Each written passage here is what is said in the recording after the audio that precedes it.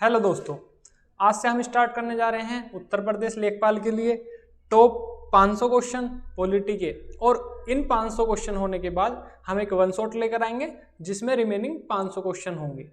तो आपके एग्जाम में यहाँ से क्वेश्चन बिल्कुल बाहर नहीं जाएगा, आपके 5 नंबर बिल्कुल कंफर्म पक्के होंगे, क्योंकि पॉलिटी ऐसा सब्जेक्ट है जहाँ पर हमें लिमिटेड आर्टिकल से ही क्वेश्चन आते हैं और उससे कितना ही बाहर पूछ लेगा वो, तो बिल्कुल घबराना नहीं है। ये 5 नंबर आपके इन्हीं 1000 क्वेश्चंस में बिल्कुल पक्के हो जाएंगे। तो चलिए स्टार्ट करते हैं। पहला क्वेश्चन, भारत का संविधान पहली बार 1928 में किसके द्वारा तय किया गया था? तो तैयार किया गया था, आप कहेंगे मोतीलाल नेहरू के द्वारा, क्योंकि आपको पता है 1928 में नेहरू रिपोर्ट आई थी और वो क्या माना जाता है, इसका आधार माना जाता है। मूल भारतीय संविधान निम्नलिखित में से किसके द्वारा हस्तलिखित है? तो ये है आपका, देखिए जो लिखित है, जिसके मतलब बनाया नहीं, मतलब लिखित है। बहुत से लोग ये कर देते हैं, डॉक्टर बी.आर. अम्बेडकर लगा देते हैं, वो ड्राफ्टिंग कमेटी के हेड थे, जबकि जो एक्चुअल में जो हैंड रिटन है, जो राइटिंग है, वो है आपकी प्रेम बिहारी नारायण रायजादा की। और इसमें जो हमारी कलाकृति की गई हैं वो शांति निकेतन के बच्चों द्वारा और प्रेम बिहारी नारायण द्वारा की गई हैं। और आपको कमेंट में ये लिखकर बताना है कि इंग्लिश में हमारा संविधान किसने लिखा है, मतलब हैंड राइटिंग किसकी है। चलिए, निम्नलिखित में से कौन सा 1892 के सुधारों का विस्तार था? तो ये विस्तार था आपका 1909, पार्लियामेंट एक्ट भी कहा जाता है इसे। इसमें क्या था हमारा कि जो मुस्लिमों के लिए क्या किया गया था, अलग से जो चुनाव प्रतिनिधित्व वाला वो था, वो अलग से लाया गया था। इसमें उनकी सेपरेट की बात की गई थी।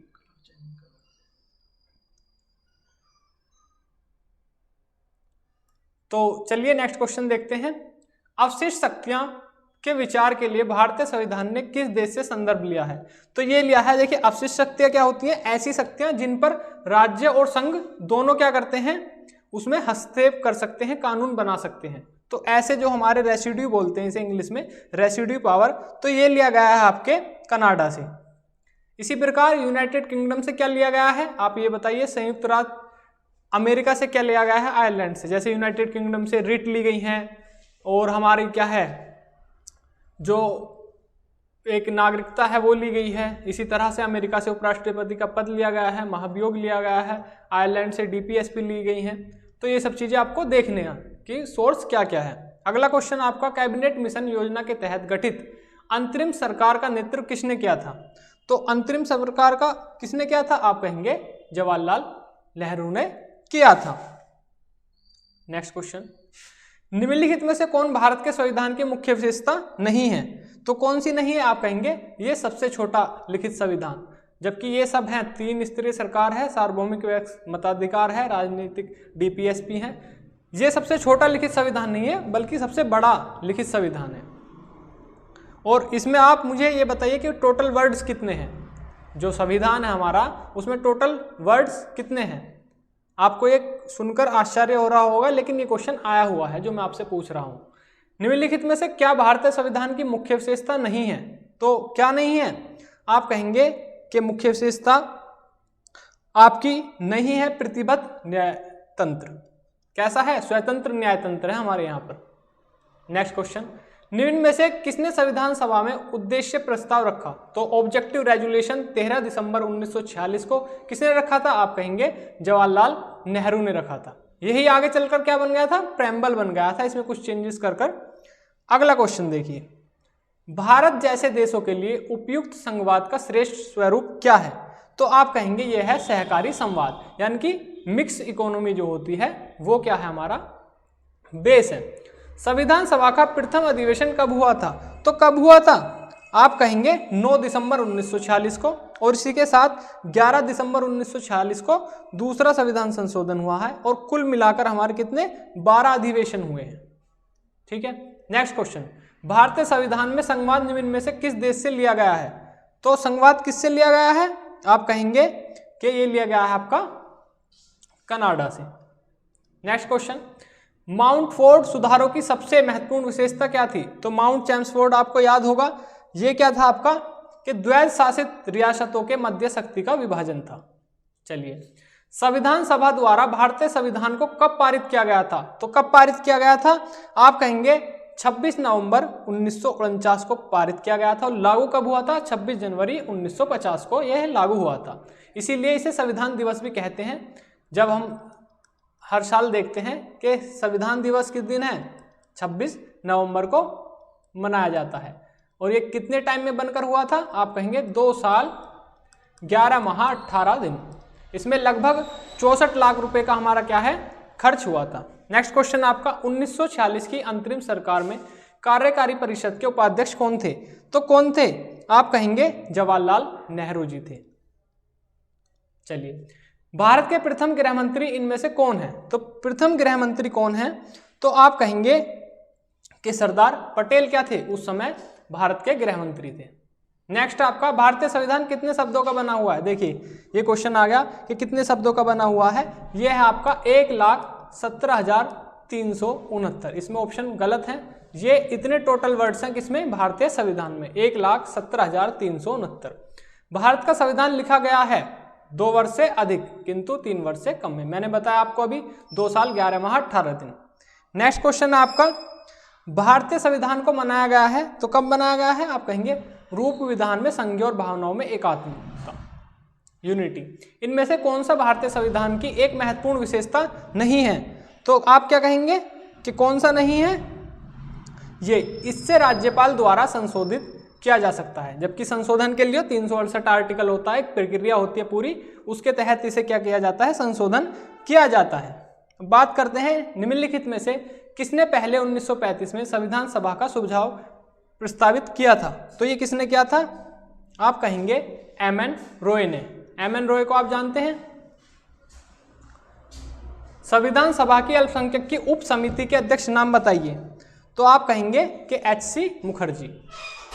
नेक्स्ट क्वेश्चन है भारत का संविधान संविधान सभा द्वारा को अपनाया गया था। मैंने बताया आपको कब अपनाया गया था ये, तो आप कहेंगे ये अपनाया गया था 26 नवंबर 1949 को। भारतीय संविधान सभा में कुल कितनी महिलाएं सदस्य थी? तो कुल कितनी महिला सदस्य थी? आप कहेंगे 15 थी। नेक्स्ट क्वेश्चन, संविधान सभा के पहले अस्थायी अध्यक्ष कौन थे? आप कहेंगे डॉक्टर सच्चिदानंद सिन्हा। ये सबसे उम्रदराज थे, सबसे व्यस्त थे, इन्हें बनाया गया था। उसके बाद किसे दे दिया गया था ये पद? डॉक्टर राजेंद्र प्रसाद को। ड्राफ्टिंग कमेटी का चेयरमैन कौन है? तो ड्राफ्टिंग कमेटी के चेयरमैन मैंने आपको शुरुआत में ही बताया था कौन है। ड्राफ्टिंग कमेटी के सदस्य आप कहेंगे डॉक्टर BR अम्बेडकर। और इनके अंडर कितने वो थे कमेटी में? 7 सदस्य थे। अगला क्वेश्चन आपका राजनीतिक तंत्र प्रजातंत्र का तात्पर्य उस जीवन विद्या में है जो जीवन में सैद्धांतिक रूप से उदारता, समानता और भ्रातृत्व को स्वीकारती है। यह किसका कथन है? तो आप कहेंगे यह BR अम्बेडकर जी का कथन है।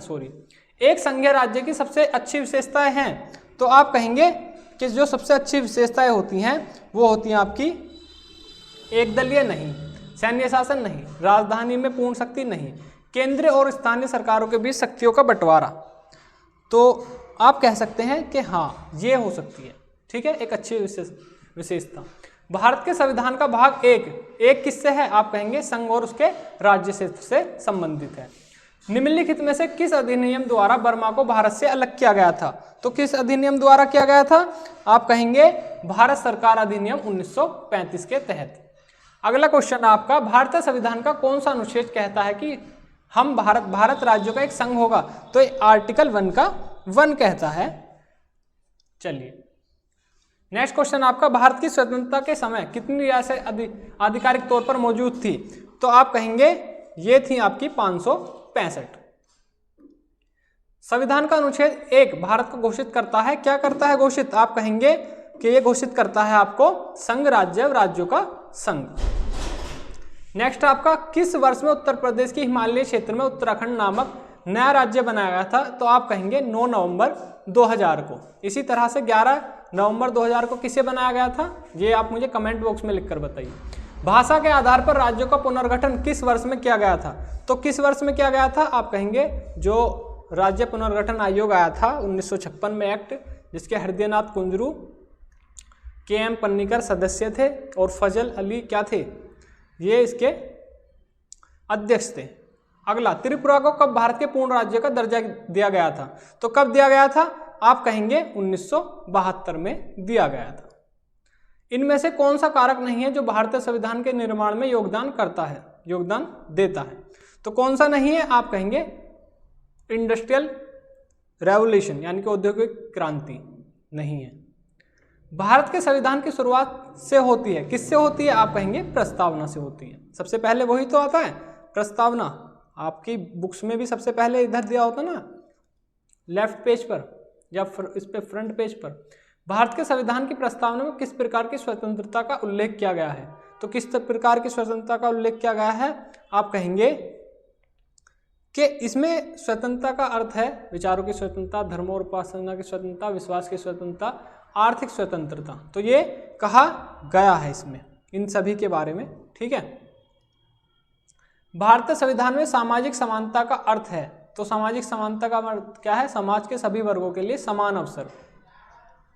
नेक्स्ट क्वेश्चन, क्वेश्चन नंबर 40, 13 दिसंबर 1946 को संविधान सभा में उद्देश्य प्रस्ताव किसके द्वारा पेश किया गया था? आपको पता है ये किसके द्वारा किया गया था? ऑब्जेक्टिव रेजोल्यूशन जवाहरलाल नेहरू जी के द्वारा किया गया था। नेक्स्ट क्वेश्चन, स्वतंत्रता, समानता और बंधुत्वता के आदर्श कहाँ से लिए गए हैं? तो ये कहाँ से लिए गए हैं?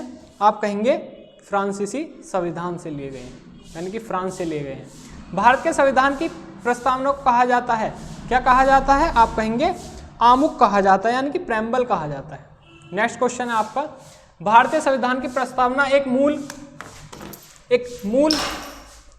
मूल क्या होती है? उद्देश्य सुरक्षित करना है, क्या है? आप कहेंगे कि व्यक्ति की गरिमा तथा राष्ट्र की एकता तथा अखंडता बनाए रखना। नागरिकों को बाह्य एवं आंतरिक मामलों में निर्णय लेने का सर्वोच्च अधिकार क्या कहलाता है? तो आप कहेंगे ये कहलाता है आपका प्रजातांत्रिक। नेक्स्ट क्वेश्चन, भारतीय संविधान अपने नागरिकों को समानता का वचन देता है, तो समानता का वचन देता है तो इसमें क्या कहेंगे आप? समानता का वचन देता है हैसियत और अवसर में, ठीक है। आगे, निम्नलिखित में से किसको संविधान की आत्मा माना जाता है? तो किसको माना जाता है? आप कहेंगे प्रेम्बल, यानी कि प्रस्तावना को। नेक्स्ट क्वेश्चन, अल्पसंख्यकों के अधिकारों की सुरक्षा से संबंधित अनुच्छेद कौन सा है? आप कहेंगे 29 और 30। चलिए, प्राण और दैहिक स्वतंत्रता का संरक्षण किस अनुच्छेद में दिया गया है? तो ये दिया गया है आपका राइट टू लाइफ, ये है आपका आर्टिकल 21 में। ओ सॉरी, यहाँ पर कुछ मिसमैच हो गया, ठीक है। चलो नेक्स्ट क्वेश्चन देखते हैं, भारतीय संविधान के अनुच्छेद 25 से 28 किस अधिकार से संबंधित है? तो आप कहेंगे ये संबंधित है आपके धार्मिक स्वतंत्रता से। मौलिक अधिकारों के संबंध में कौन सा कथन सत्य है? तो कौन सा कथन सत्य है मौलिक अधिकारों के लिए? कि राष्ट्रपति की इच्छा पर निर्भर करते हैं? नहीं।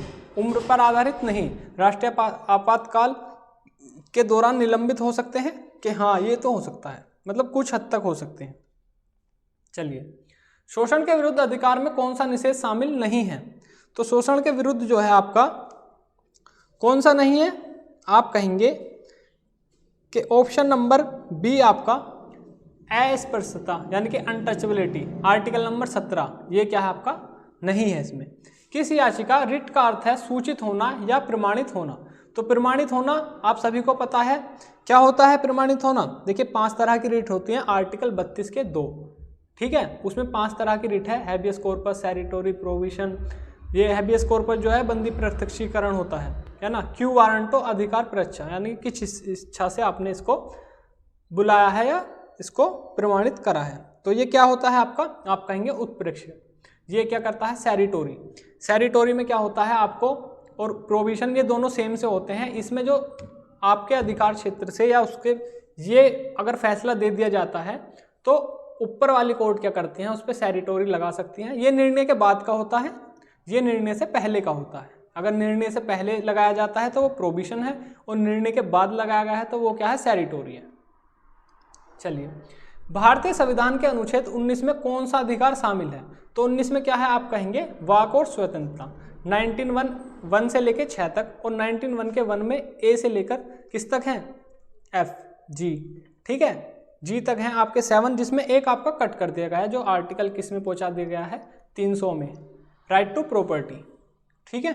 बाकी 6 आप मुझे कमेंट बॉक्स में लिखकर बताइए कि 19 में, क्योंकि 19 बहुत ही इंपॉर्टेंट हमारा आर्टिकल है, नेक्स्ट क्वेश्चन, कौन सा अनुच्छेद अल्पसंख्यकों के हित का संरक्षण करता है? तो ये कौन सा करता है? आप कहेंगे अनुच्छेद नंबर 29। और 30 किसका करता है? इन्हीं माइनॉरिटीज के एजुकेशनल इंटरेस्ट के लिए। ठीक है, अब बात करते हैं किसके पास मौलिक अधिकार को लागू करने की शक्ति है। तो मौलिक अधिकार कौन लागू करता है? देखिए, सर्वोच्च उच्च न्यायालय नहीं, संसद सदस्य नहीं, राष्ट्रपति नहीं, इनमें से कोई नहीं। यानी कि जो हमारा संविधान है वही क्या करता है? हमारे मौलिक अधिकारों को लागू करता है। चलिए, बंदी प्रत्यक्षीकरण भारतीय संविधान के किस भाग से संबंधित है? मैंने बताया अभी आपको आर्टिकल 32 के 2 में 5 रिट हैं। ये रिट की बात है, हैबियस कॉर्पस। और ये किस में आएगा? हमारा जो हमारे मौलिक अधिकार है 12 से लेकर 35 तक होते हैं और 32 क्या है? इसी के अंतर्गत आता है। इसीलिए क्या हो गया? आपका मौलिक अधिकार हो गया। भारतीय संविधान में मौलिक अधिकार की अवधारणा का स्रोत क्या है? यानी कि मौलिक अधिकार कहाँ से लिए गए हैं? तो आपको पता है 1215 में कौन था? जॉन, जिसे मैग्ना कार्टा, जॉन 5 के समय में लिए गए थे, जिसे मैग्ना कार्टा बोला जाता था। ठीक है, और ये अमेरिका के जो संविधान है उसमें पहले से वर्णित नहीं थे, ऐड करे गए थे। लेकिन भारत के संविधान में ये क्या है कि पहले हमने जो है शुरुआत से ही इन्हीं को रखा है, ये हमने ऐड नहीं करे। ठीक है, चलिए बात करते हैं। शिक्षा का अधिकार एक मौलिक अधिकार है जो कि संबंधित है, किससे संबंधित है? आप कहेंगे आर्टिकल 21A 86वां संविधान संशोधन 2002, आप सभी को पता होगा। इसमें क्या किया गया था कि आर्टिकल 21A में 6 से लेकर 14 वर्ष तक के बच्चों को शिक्षा का अधिकार इसमें जोड़ा गया था। ठीक है, इसको एक मौलिक अधिकार बना दिया गया था। और आर्टिकल 45 में भी जोड़ा गया है और हमारे 51A यानी कि जो हमारे फंडामेंटल ड्यूटीज हैं उसमें भी जोड़ा गया था।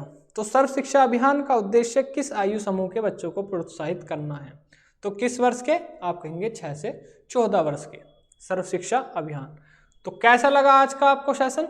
बहुत ही फास्ट कराया है मैंने टाइम को देखते हुए, क्योंकि आपके एग्जाम में केवल मात्र 50 दिन रह गए हैं और बस जल्दी जल्दी हम सारे क्वेश्चन करेंगे। और अगर आपको डिटेल्ड क्वेश्चन देखने हैं तो आप मुझे कमेंट बॉक्स में लिखकर बता सकते हैं। और बाकी क्लासेस भी हो रही हैं, बाकी सब्जेक्ट के क्वेश्चन चल रहे हैं, हिस्ट्री के, ज्योग्राफी के, DI के, सभी कंप्लीट क्वेश्चन चल रहे हैं सभी सब्जेक्ट के। इकोनॉमिक्स के क्वेश्चन भी आएंगे, उत्तर प्रदेश के भी क्वेश्चन आएंगे इसी तरह से। और अगर आपको सभी क्वेश्चन इसी तरह से चाहिए तो हमारे चैनल रैंक अप 360 को ज्वाइन करें, सब्सक्राइब करें, लाइक करें और कमेंट करें। Thank you.